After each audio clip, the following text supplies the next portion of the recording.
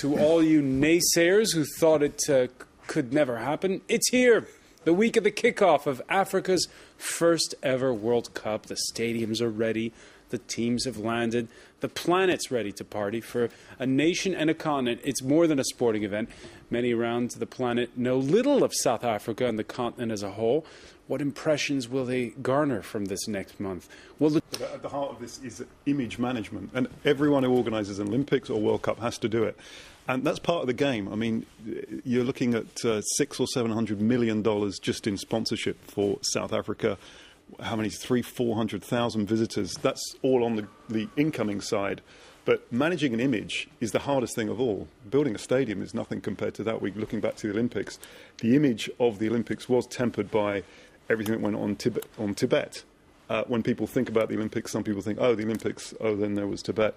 When people look back to Australia, it gave Australia a fantastic boost. I went to Australia a couple of years after and they were still talking about it.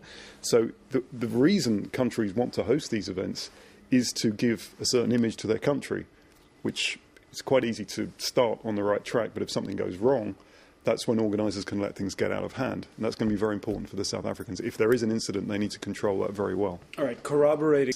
Germany has the biggest crowds in the world, and Germany's football is really on the rise, as we've seen recently with Bayern Munich getting to the Champions League final. So this is a big boost. But we were talking about the link between football and the economy. Well, for African football, there's a very close link because the African Football Federation, the CAF, have specifically said they will give the African Nations Cup to countries that need development. In 2012, it's Gabon and Equatorial Guinea.